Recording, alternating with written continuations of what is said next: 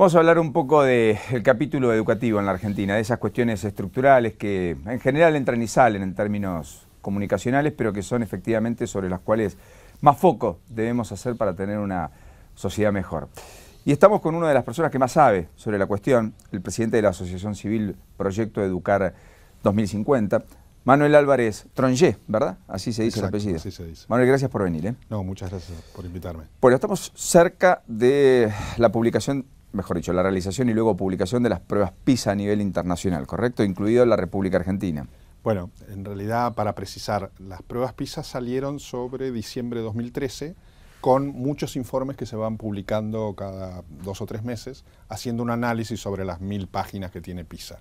Pero el resultado sale el 6 de diciembre de 2013, que fue impactante porque nos dejó a la Argentina en una situación de crisis donde tenemos que medir el impacto de lo que sucedió. Correcto, o sea que hasta diciembre de este año no tendremos esos nuevos indicadores. En todo el año van habiendo los indicadores de lo que fueron los resultados PISA. Los vamos a tener a lo largo del año y los vamos a analizar de acuerdo a toda la información que tiene. PISA es una información sobre chicos de 15 años que se viene haciendo desde el año 2000 y que nos da un buen panorama, no solamente una foto sobre el año donde se toma el test.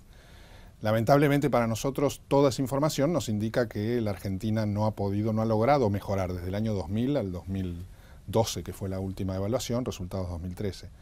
Esto se evalúa en ciencias, matemáticas y lectura, comprensión lectora. Quizá el dato más fuerte es que más del 52% de los chicos de 15 años no comprenden lo que leen. Y el dato más grave, último de PISA, es en matemáticas, que fue la ciencia que se tomó para evaluar, que solamente 1/3 de los alumnos argentinos puede resolver ejercicios simples. Es decir, 2/3, que es una cifra muy alta, no pueden resolver un ejercicio simple de criterios de matemáticas. Todo esto a los 15 años, digamos. Todo esto siempre sobre alumnos de 15 años. Hay debate sobre la ley educativa del 2006, que fue la Ley Federal de Educación la que cobijó mayor adhesión, porque de hecho salió por consenso del propio ámbito del Congreso, y que no solo establecía efectivamente una duplicación de los recursos prácticamente destinados a la educación, hasta el 6% del Producto Bruto, sino metas y obligaciones a los estados, por caso que todo chico de 18 años o hasta los 18 años esté en el sistema escolar, etc.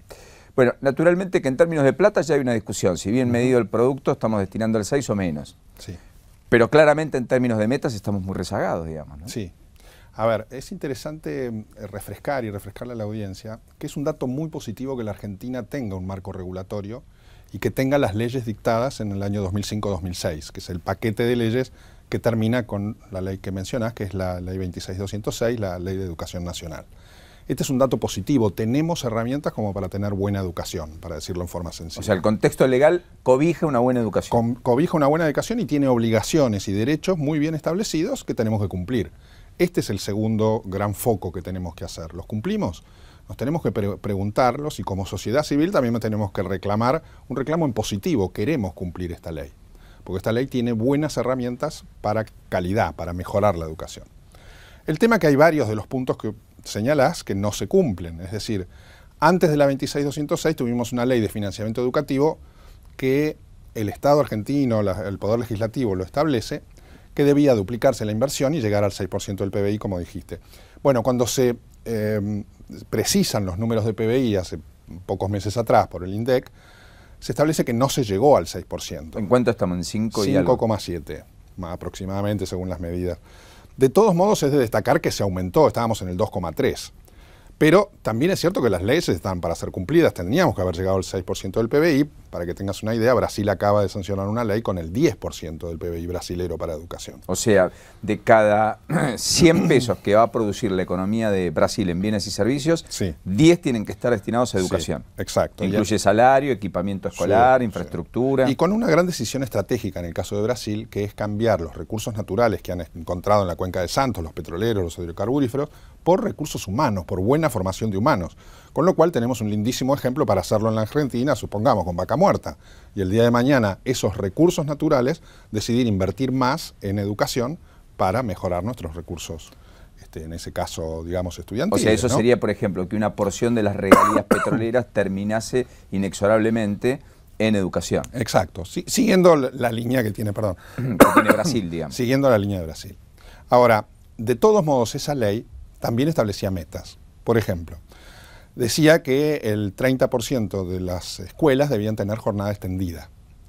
Bueno, no se llegó a eso, estamos en un 6%, 7% de acuerdo a diferentes mediciones. Con provincias que ni siquiera tienen jornada extendida. Exacto, y con un gran problema en provincias que lo necesitan, inclusive por los lugares donde tenemos las regiones más necesitadas, donde allí se necesita la jornada extendida. Es un gran acompañamiento, es una gran contención para las familias. Esto estamos entonces en números muy pequeños comparados con la meta que nos pusimos. Otro tema es el de la escuela secundaria obligatoria, es decir, el sistema educativo nacional es obligatorio desde los 5 años hasta los 17, 18 cuando egresan del secundario. Bueno, prácticamente el 50% de los chicos del secundario no egresan. Entonces ahí tenemos, evidentemente que los temas educativos necesitan tiempo. La secundaria fue obligatoria en el año 2006, hace 8 años, digamos. Necesitamos más tiempo. Pero necesitamos ir incrementando, necesitamos metas, necesitamos seguimiento, necesitamos cronograma. Y así sucede con varias cosas. La ley de educación es buena, por ejemplo, cuando habla de calidad, fue el lema de la ley. Hacia una sociedad justa con mejor calidad educativa. Ese fue el lema del presidente Kirchner en el Congreso. Entonces, eso es lo que tenemos que reclamar como sociedad civil. ¿Lo estamos cumpliendo? ¿Cómo vamos? ¿Cómo seguimos? Esos son los datos más duros. Entonces tenemos una sociedad, digamos, donde casi la mitad recién egresa, pero más de la mitad no está egresando a los 18 años del secundario. Tenemos una sociedad en donde la ley establece que el 30% de los colegios tienen que tener jornada extendida, pero en muchas provincias no empezamos todavía con el proceso. De hecho, en Buenos Aires recién esta semana se puso en marcha que 111 escuelas tengan jornada extendida después de que la ley se sancionó en el 2006.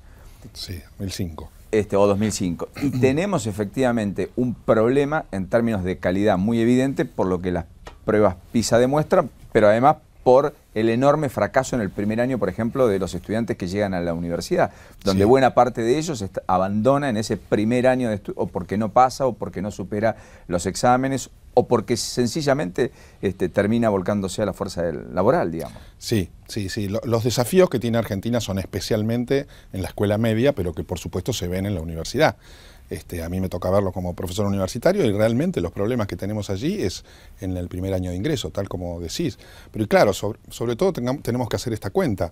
Tenemos un 50% que no se recibe y sobre el otro 50% que se recibe estamos teniendo estos resultados de PISA. Ahora, no nos enamoremos de PISA. Miremos, por ejemplo, el ONE, el Operativo Nacional de Evaluación. También allí tenemos problemas, es decir, también nos está marcando que tenemos problemas. Entonces, en base a todo esto, en base a los informes que vamos a tener este año de CERCE, que es un laboratorio de la UNESCO latinoamericano, también tuvimos problemas en el 2009. Entonces, todo esto nos está indicando que la calidad educativa argentina necesita un refuerzo, necesita un acompañamiento y necesita una sociedad civil que lo tome como tema. Yo creo que este es el gran desafío de las próximas elecciones.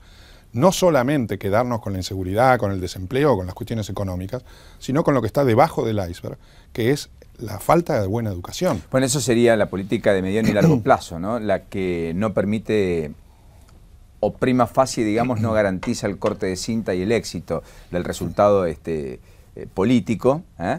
No es la obra que uno va, inaugura y modifica realidades, sino que es ese trabajo que solo las décadas permiten vislumbrar si ha sido positivo o no. Como usted marcaba, digamos, hace 8 años que se sancionó la ley. Es verdad que no todos los chicos hasta los 18 años tienen que estar en el colegio, que es una meta difícil de cumplir, pero por lo menos tener la evolución, digamos, en el sentido positivo, no negativo. Claro, y además con digamos, una mirada estratégica como estadistas, digamos. Nosotros esto se lo tenemos que reclamar a los políticos. Es decir, no solo tenemos que reclamar los problemas del día a día, sino darnos cuenta que debajo de la corrupción, debajo de lo que decíamos antes, ¿no? de la inseguridad, debajo del desempleo, la marginalidad, la violencia. El trabajo precario. El trabajo precario, las posibilidades de desarrollo de nuestros hijos en la competitividad de un mundo que lo requiere, está la educación. Entonces, ese reclamo del ciudadano común tiene que estar al próximo candidato a presidente, diciendo no solamente queremos la foto del presidente o del candidato con un guardapolvo o con una escuela. No, necesitamos un plan muy serio, con metas estadísticas y todo no sé, un cronograma de qué es lo que van a hacer.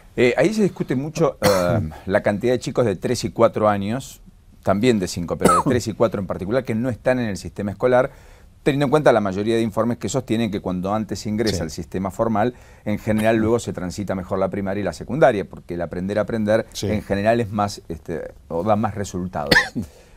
¿Cuántos chicos de 3 años hoy están fuera del sistema escolar? aproximadamente? Mira, el nivel inicial, que es el segmento de 45 días a los 5 años, ha mejorado muchísimo en la matrícula, en la matriculación. La ley exige la obligatoriedad desde los 5 años y la universalización desde los 4. Tenemos problemas en las provincias más desiguales, más necesitadas, especialmente en los 3 años para arriba y sobre todo los 4. No te puedo decir exactamente la cifra, pero tenemos allí un déficit, a pesar de que ha crecido muchísimo la matrícula, como te decía anteriormente. Este año nosotros desde Educar 2050 vamos a hacer una mesa especial en el foro del 9 de septiembre sobre este tema, neurociencias de educación. Abel Albino desde CONIN viene sosteniendo desde hace tiempo la necesidad de un plan de nutrición para estos chicos que no se van a educar bien si no lo tienen. Va a estar en esta mesa. Va a estar Andrea Golding, va a estar gente de Manes, del grupo de Manes también hablando Facundo sobre Manes. estos temas de Facundo. ¿Y qué es lo que queremos? Queremos que esto también sea considerado parte del derecho de enseñar y de aprender. La Constitución lo establece así, está estableciendo el derecho de aprender. Y evidentemente educar es aprender. Si no se consigue que estos chicos aprendan, no estamos educando bien. Entonces, todo esto viene en conjunto y a favor de que podamos concientizarnos como sociedad civil a reclamar la necesidad de que aprendan, no solamente de que estén en la escuela. Es muy bueno que estén en la escuela y que hayan aumentado las matrículas. También aumentó en la secundaria. Pero evidentemente si no egresan, no aprenden. Y ahí tenemos el foco que hacer como sociedad y como reclamo. Toda esta jornada del 9 de septiembre va a ser en la Facultad de Derecho de la UBA. UBA. El 9 de septiembre es inscripción gratuita, pero sí hay que hacerlo por web, ya tenemos más de 500 inscriptos. Y viene el filósofo español José Antonio Marina, que es realmente un líder en esto, tiene un concepto que le llama en España Universidad de Padres, porque también tenemos que hacer el foco en nuestro rol como padres, no solamente como ciudadanos. Tenemos obligaciones, tenemos que estar más cerca de los chicos, tenemos que estar cerca de los docentes, acompañándolos. No es solo una misión de la escuela ni del docente que aprenda o no aprenda, digamos. No, la función indelegable de la familia es la educación. Nosotros podemos tercerizar en los docentes, y son los docentes los que tienen la tarea crucial en la educación. Pero como padres la responsabilidad es nuestra, somos los agentes naturales.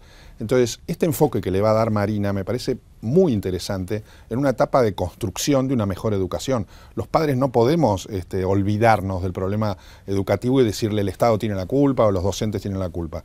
No, tenemos que hacer una tarea conjunta, muy constructiva, por una epopeya que necesita la Argentina, que es cambiar su educación. Supimos tenerla. Argentina supo ser el líder en Latinoamérica y muchas veces en el mundo, antes de muchos países europeos. Hoy estamos séptimos u octavos en Latinoamérica. Entonces, este es un gran desafío que tenemos que hacernos, inclusive por competencia. ¿Cómo es posible? Si estuviéramos en básquet o en fútbol octavos, estaríamos furiosos. Bueno, de hecho, si estuviéramos en la eliminatoria de una Copa del Mundo, quedaríamos afuera. Sí, sí. No entraríamos a la Copa del Mundo. Sí, y en ese sentido, digamos, ¿cuál es el país que lidera hoy en América Latina en las estadísticas y qué sucede luego? Hoy en Latinoamérica, Chile ha mejorado muchísimo en los últimos 10 años, inclusive comparativamente, si vemos los 10 años de los 8 países que están en PISA, Chile, México, Colombia, el mismo Perú, que está por debajo, pero han mejorado muchísimo, Uruguay, casi todos han tenido mejoras. Argentina no, se ha mantenido estanco, como un enfermo en terapia intensiva, con lo cual el solo hecho de mantenerse ya es grave. En 12 años, ¿no? Estoy mirando. Bueno, y pese a ello... Cuba tiene muy buenas notas en educación, pero no participa de PISA, participa de CERCE, que es el laboratorio de la UNESCO. Correcto, que es el informe que se va a conocer que se va a conocer en diciembre de este año. Ahora, pese a esto, alguna estadística en Uruguay hizo ruido y el ministro de Educación se fue. Sí, considerando que finalmente era un fracaso su gestión y que por lo tanto debía dar un paso al costado. Sí. Acá se conocen los informes PISA y dicen que es una validación que en definitiva no corresponde, que son medidas estándar, que no están hechas con el criterio de la Argentina y demás. A ver, es bueno puntualizar sobre esto, porque la última vez de la entrega de los exámenes PISA, Silioni estuvo bien diciendo acá nos están marcando que hay algo que tenemos que mejorar, lo dijo en Salta en una conferencia sobre diciembre de este año, e inclusive dijo tenemos que mirar qué está sucediendo en Chile. Entonces, creo que acá no hay que matar al mensajero, no hay que romper el termómetro porque el termómetro nos indica que hay fiebre. Tenemos que trabajar sobre lo que hay detrás. O sea, no tenemos que hacer la experiencia INDEC, digamos. Exacto. Y además, no tenemos que, enamorarnos o enojarnos solo con PISA. PISA es un gran distribuidor de información sobre la educación, así como lo son otras evaluaciones. El tema es que la Argentina tiene que tener evaluaciones, así también está establecido en la ley. Tenemos que tener evaluaciones, tenemos que trabajar sobre ellas si queremos mejorar, es de vuelta como cualquier actividad, como cualquier disciplina. Manuel, permítame algunas preguntas, un poco más de coyuntura, pero que hacen a la cuestión. ¿Está bien evaluar la formación docente? Sí, yo creo que tener un sí. instituto como la ciudad planteado y veremos si tiene éxito o no en discutirlo en la legislatura. Bueno, hace mucho tiempo que lo está discutiendo y se ve que con muchos obstáculos esta agencia de calidad que tiene Ciudad de Buenos Aires, y ojalá lo saque adelante porque necesitamos esa información y es bueno. Y es bueno.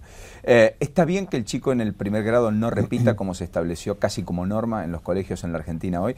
O sea, que en primer grado a los 6 años necesariamente pase a segundo, sepa, no sepa, tenga falencias, no tenga falencias, para que siga con su grupo de trabajo y no significa un desprendimiento de sus amigos y demás?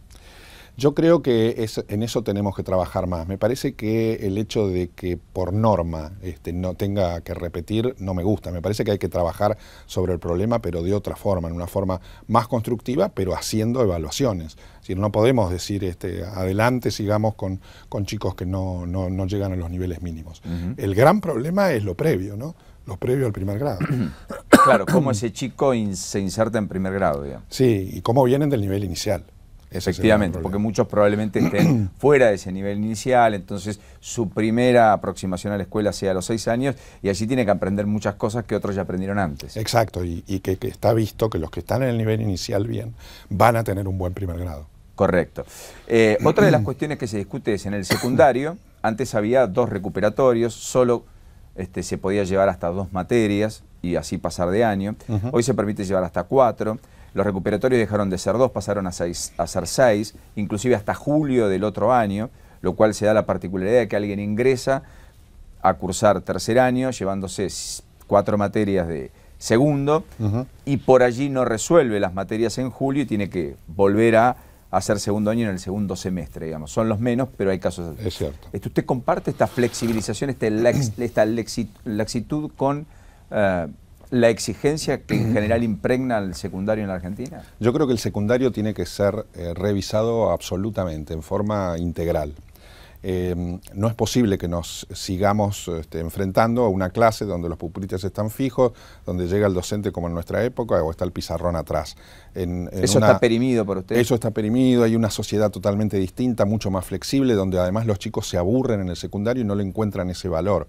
O sea que yo creo que esta es una crisis no solamente de Argentina, una crisis mundial, en el sentido de que la educación ha cambiado y precisamente ha cambiado por las nuevas tecnologías. Los chicos se comunican y las triple pantalla y los celulares inteligentes, y además están pidiendo a gritos esa nueva digamos, forma de educación basada en nuevas tecnologías. Pero de todos modos el secundario tampoco puede ser una apertura que todos pasen porque tenemos que terminar con esta enseñanza media. Yo creo que acá hay que hacer una mirada absolutamente reintegral y cambiar la educación enciclopédica de 14 o 15 materias y que circulan profesores y que los chicos no consiguen entender cuál es el valor de pasar de, no sé, de biología a botánica y tenemos que centralizar sobre los núcleos especiales que necesitan en el aprendizaje y en su función laboral del día de mañana. Estos chicos tienen que encontrarle al secundario la función importante que les permite la salida laboral e inclusive el ejercicio como ciudadanos. Así inclusive está establecido en la ley. Pero necesitamos o sea, usted cambiaría la concepción del secundario. Cambiaría desde la infraestructura, es decir, que yo pondría mesas, quizás tal vez ni siquiera pupitre. Exacto, va a haber que hacer un cambio de ese sentido, inclusive para comunicarse mejor con los alumnos. Correcto. Y al mismo tiempo, ¿qué es lo que se enseña? Cambiaría la currícula. Sí. Es decir, sería menos enciclopedista, sí, menos materias, más concentrado en los focos de aprendizajes elementales y quizás con un foco más puesto en la salida laboral, más que en esa visión enciclopedista de raconto histórico. Exacto. Y variedad. Exacto, hay una vinculación fuerte con el mundo del trabajo, por supuesto con el mundo del estudio, pero yo creo que hay que darnos esa discusión como argentinos, porque sabemos además que este es un problema muy importante para el país. No puede ser que más del 50% de los chicos no egresen del secundario y además la Argentina viene, digamos, con enorme empujo que tuvo la ley 1420 cuando estableció el primario y que fuimos ejemplo en todo el mundo, bueno, ahora podríamos hacerlo igual con el secundario, es decir, tomarnos los argentinos como gran epopeya, mejorar la educación de la clase. En ese sentido, algunos plantean que para terminar con una de las deserciones más habituales que tiene que ver con el embarazo adolescente, que ha crecido mucho y exponencialmente en muchos lugares, a tal punto que explica 1 de cada 4 embarazos en algunas provincias del norte, la idea de establecer guarderías en los propios colegios, como existe en un colegio en La Plata, la Escuela 2 creo, etcétera. ¿Usted comparte con eso? Sí, a ver, le cuento la experiencia nuestra. Nosotros trabajamos en el norte argentino, ¿no?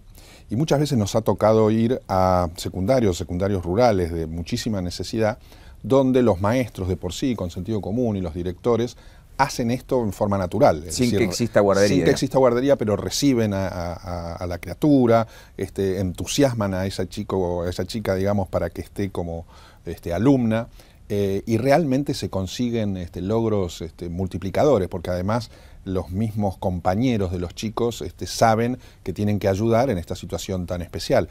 O sea que yo creo que eso es una visión que tenemos que dar, y por supuesto todo lo que sea los temas de educación sexual y de contribución al criterio de los chicos es fundamental, sobre todo en las regiones que más lo necesitan, ¿no? O sea, usted haría más foco también en la concientización de la educación sexual. Sí, sí, sí. Allí a pesar de que ha mejorado, y tenemos una buena ley que salió en ese sentido, pero tenemos que hacerlo más, sobre todo de vuelta en las regiones más necesitadas, donde la Argentina pide a gritos, por ejemplo, un plan como tuvo Chile, me acuerdo si eran 1000 o 2000 escuelas.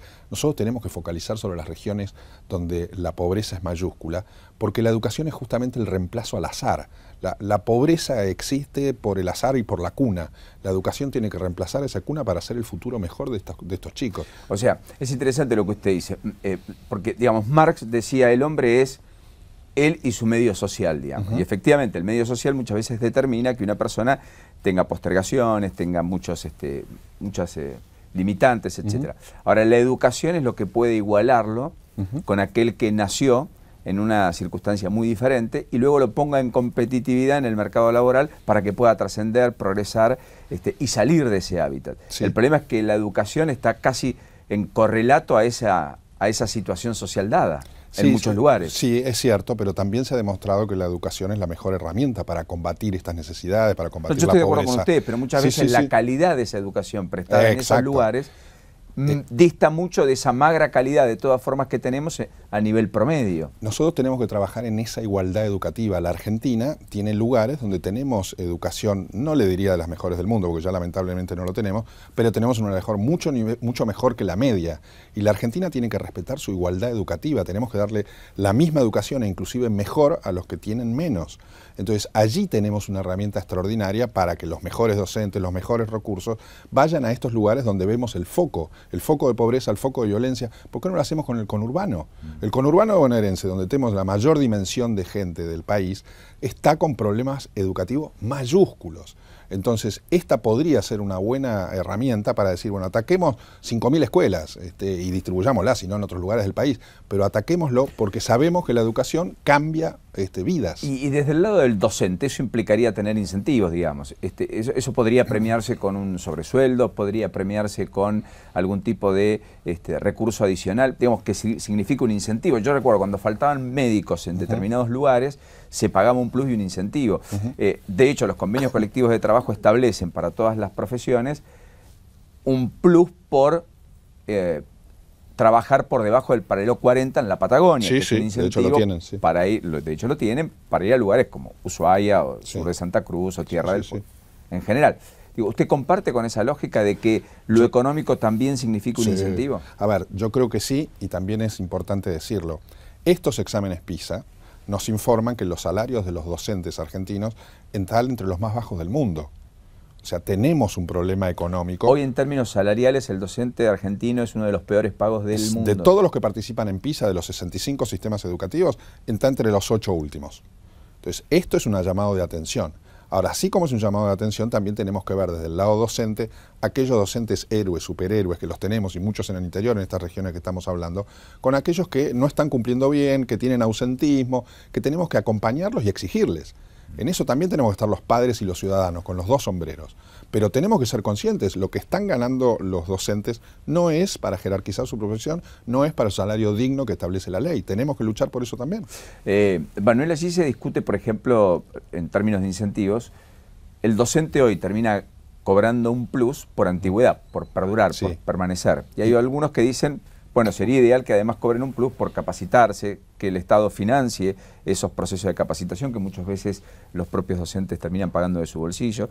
¿Te comparte con algún criterio allí de modificación en términos de la nómina salarial? Sí, a ver, la llave está en los docentes, la llave está en los maestros, la llave está en el recuerdo que tenemos de un maestro que nos cambió la vida. Y esto va a ser igual. La educación va a cambiar por los docentes y por su capacidad. Entonces tenemos que capacitarlos, tenemos que acompañarlos, tenemos que incentivarlos, pero además tenemos que ser muy conscientes que tenemos que hacer una alianza con ellos. No podemos pelearnos con los docentes, tenemos que llegar a que los docentes también comprendan que si tenemos esta crisis educativa en la Argentina, ellos tienen que jugar un rol y tenemos que exigirle. Y me parece que ahí está toda esta nueva formación docente que hacíamos referencia y que también lo tiene la ley del 2006. Creó un nuevo instituto de formación docente, les exigió más tiempo. Bueno, allí hay que hacer esa alianza, porque si no tenemos esa capacitación no vamos a tener mejores resultados.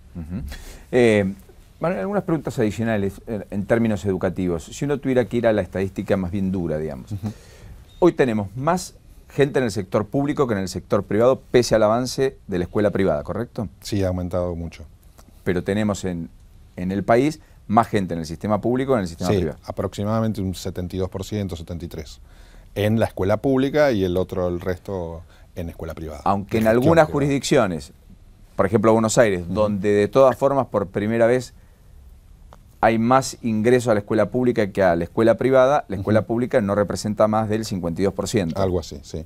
¿Correcto? Exacto, eso sí. ¿Está bien la lógica de subsidiar al sector privado? A ver, yo creo que primero tenemos que entender que la Argentina tiene educación de gestión privada, toda la educación es pública. Correcto. Entonces tenemos que medir hasta dónde llega esa privacidad y yo creo que es necesario subsidiar porque muchas veces eso va por el salario y para el salario docente, pero tenemos también que ser muy finos en el análisis de los sectores a quienes estamos subsidiando, porque evidentemente las escuelas de élite las tenemos que mirar con mucha lupa y a ver dónde está ese subsidio. Ese subsidio de vuelta es bueno, pero mirado con integridad, es decir, mirado exactamente las necesidades. Y yo creo que eso también lo está pidiendo la sociedad argentina, porque tenemos que saber distribuir y manejar mucho los recursos que no son, digamos, infinitos, ¿no? Alguna vez usted me dijo, en la crisis educativa golpea a todos por igual la estadística, y hoy no es que uno se salva por enviar a su hijo a un colegio de 5.000 pesos de matrícula mensual, que parece una barbaridad cuando es el salario medio docente de la Argentina. Y esto es un poco así también, Sí, ¿no? sí, es así. Y fíjese lo que dice también PISA. En este informe último que publicamos, de Pistas para Mejorar, estamos señalando que las escuelas de élite están en el último nivel de los países desarrollados. ¿Eso qué quiere decir? Que nosotros estamos gastando 5.000 o más en la matrícula de un chico de las mejores escuelas de Argentina privadas, está en el último nivel del mundo que van a competir nuestros hijos. ¿Qué quiere decir esto? Que les va a costar mucho competir, porque la Argentina, aún en sus escuelas de mejor nivel, no lo está haciendo bien. O sea, esto significa, no es un problema de plata, ¿no? Necesariamente. Necesariamente no. Porque uno puede gastar, invertir, despreocuparse, y mire todo el esfuerzo que hago, pero lo pongo a mi hijo en competitividad mundial. Sí, pero no. No, sí. Es mejor que no gastar y que ir a la escuela pública, que tiene niveles por ahí más bajos, en todo caso, pero no resuelve el problema de la educación. Claro, bueno, acá, digamos, el mejor fin que tenemos que lograr es que esas escuelas, si realmente son de élite, suban en todos los rankings y podamos competir a nivel internacional con las mejores escuelas del país, como lo fueron, escuelas públicas o privadas. Pero estamos teniendo ese problema, esta es una realidad, esta es una bofetada que nos dan los análisis. Y eso como padres también lo tenemos que reclamar para mejorar. Estaba viendo una estadística de algunas provincias y marcaba, por ejemplo, en Río Negro el 40% de los chicos que están en primer año del secundario se llevaron más de 3 materias. Qué grave. 4 de cada 10. Y en Mendoza ya tenemos 1 de cada 10 egresados que lo hace a través del FINES, este programa que a distancia termina resultando exitoso para que a chicos que se llevaron materias puedan darlas y en ese contexto tener su título secundario. ¿Qué opinión tiene de los fines, del programa Fines? El programa Fines yo creo que tiene un buenísimo fin, que es justamente el que lo terminan, pero tenemos que exigir sobre la calidad del Fines. O sea, ¿usted cree que es resultadista, pero que no necesariamente implica una calidad? No tiene la calidad necesaria, creo que tenemos que exigirle a una educación media en la Argentina. Pero fíjese, nosotros pronto vamos a sacar un informe sobre el aprendizaje desigual en Argentina, midiendo las regiones, ¿no? Midiendo Cuyo, midiendo el norte, noreste, noroeste, midiendo Ciudad de Buenos Aires, porque de vuelta tenemos que volver a esto que la educación en Argentina debería ser igual para todos. Y esa igualdad requiere que los chicos, ya sea que estudien en Cuyo o en la Patagonia, tengan el mismo nivel. Y eso no lo estamos logrando. La desigualdad es muy fuerte. ¿Qué es lo mejor y qué es lo peor? Ciudad de Buenos Aires está por encima, inclusive en la última prueba PISA se presentó sola Ciudad de Buenos Aires, y está al nivel, digamos, de unos buenos resultados de Latinoamérica, no en el mundo. Pero Ciudad de Buenos Aires en sí misma tiene mucha desigualdad dentro de lo que es las diferentes jurisdicciones. Norte y sur de vuelta. Claro, exacto, de Ciudad de Buenos Aires. Entonces, sobre eso tenemos que trabajar, porque la ley tiene un capítulo especial sobre promoción de política de la igualdad y tenemos que reclamarlo para todos y para todas, sin tener, digamos, ninguna diferencia en cuanto al género o en cuanto al lugar geográfico donde se encuentran. Y ese es un problema que tenemos hoy en la Argentina muy fuerte y que sobre el cual les diría es prioritario, la equidad y sobre todo los más chicos, ¿no? Equidad, pobreza y ese trabajo que necesitamos desde la educación para lograrlo es la prioridad. La estadística del censo 2010 demostró que 97% de los chicos a los 6 años estaban en el colegio, que de allí 70% a los 12 años terminaba la primaria y que de los que ingresaban a la secundaria 44% terminaba y concluía a los 18 años. Por lo tanto, al final del día uno encontraba que 2 de cada 3 chicos, 2 de cada 3 no habían terminado el secundario en tiempo y forma a los 18 años. Censo 2010. Sí. ¿Eso cambió en algo en estos 4 años? No, no ha cambiado, por lo menos no tenemos mediciones. El 44% en tiempo y forma que se recibe del secundario después tiene un incremento por aquellos que lo van terminando. Todavía no se sabe establecer con exactitud, puede ser el 52 o el 53% el que lo termine digamos, con el tiempo, pero tenemos justamente, volvemos a lo mismo, la necesidad de datos, es decir, tenemos que tener mejores datos que hagan al seguimiento de lo que está pasando en el secundario, y de lo que está pasando en el secundario además amerita lo que hablábamos antes, un nuevo plan para el secundario. Este desgranamiento que tenemos a partir de los años, desde el comienzo de los chicos en primer grado, también tenemos que mirarlo por lo que está pasando en la primaria, porque evidentemente el que lleguen a la secundaria con sobredad, con muchos abandonos en los primeros años del secundario, etcétera, es también consecuencia del fracaso de lo que está pasando en la primaria.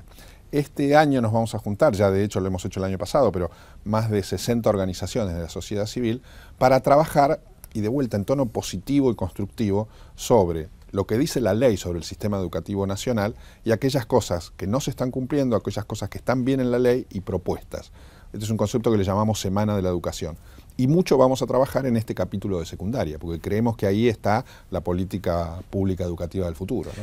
2 o 3 preguntas del sistema universitario antes de liberarlo. La primera, ¿está bien establecer exámenes de ingresos para las carreras universitarias? Bueno, de hecho el ciclo básico lo es un ingreso... Ciclo básico común. Ciclo básico común. Es decir, yo creo que allí lo que se está buscando es, digamos, reforzar la secundaria. Yo creo que de alguna manera quizá enmascarada, pero es lo que está haciendo el ciclo básico común. O sea, el fracaso de la secundaria nos lleva a crear un sistema de un año, de un ciclo básico común, para que los chicos refuercen conocimientos y entonces luego sí se ingrese a la universidad. Sí. De todos modos estamos teniendo mucho problema de abandono en la parte de estudios de educación superior en el primer año, ¿no? O sea que el examen de ingreso puede ser una variable o no, digamos. Sí, yo creo que sí. Digamos, acá lo importante desde el punto de vista universitario es el refuerzo del secundario, ¿no? Para llegar... Correcto. Muchos países discutieron si la universidad pública debe ser abierta, libre y gratuita, en términos de que en definitiva todo eso significa que alguien lo paga, etcétera, etcétera. Entonces ahí aparecieron países en Europa que dijeron, bueno, muy bien, que sea de esa manera, pero cuando se egresa y se tiene un título y se ejerce una profesión, que existe un tributo especial que termine financiando a los nuevos egresados, y ser un instrumento o una herramienta. Sí. Otros fueron por la universidad arancelada, que generó mucha resistencia. Sí.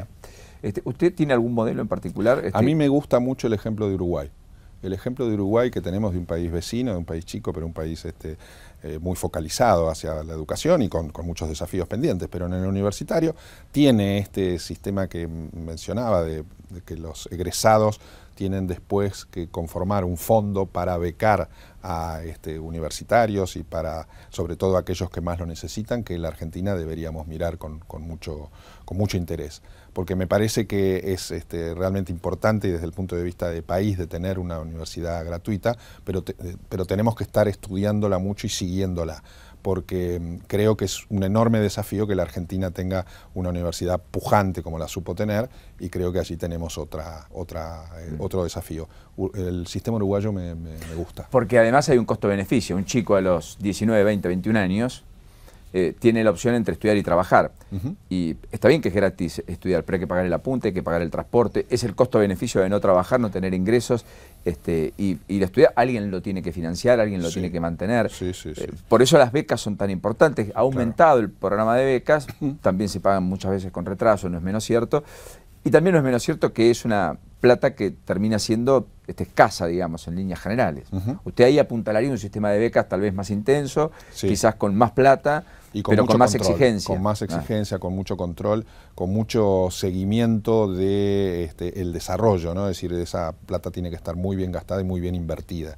Pero me parece que es un sistema que apuntalaría mucho al sistema universitario, que de vuelta la Argentina supo tenerlo con una universidad pública muy robusta. Hoy tenemos que apuntalarla y tenemos que hacerlo. Y también tenemos que exigírselo a las privadas, digamos, todo este control que tenemos que hacer y seguimiento también lo necesitan hacer las universidades privadas. Está muy de moda decir si la última década fue ganada, perdida, desperdiciada. En términos educativos, ¿qué fue? ¿Ganada, perdida, desperdiciada? Sería demasiado simplista decirle una sola definición, ¿no? Hemos ganado desde el punto de vista que tenemos nuevas leyes y esas leyes tienen que cumplirse. Hemos perdido desde el cumplimiento. Pero me parece que tenemos una herramienta extraordinaria para exigir, como ciudadanos, para levantar la voz, como votantes para decir no puede ser, digamos, que no esté este tema en la elección 2015. Eso creo que habla de la madurez de la Argentina, de decir, reclamo el ganar integral, es decir, el ganar que es cumplir, el ganar que es calidad educativa. Manuel Álvarez Tronchea, hasta la próxima. Muy bien, muchas gracias. Gracias por este rato. El presidente de la Asociación Civil Proyecto Educar 2050, de cara además a este congreso el 9 de septiembre en la Facultad de Derecho de la Universidad de Buenos Aires, que va a generar seguramente muchas repercusiones y por sobre todas las cosas contenidos para el análisis y la evaluación posterior.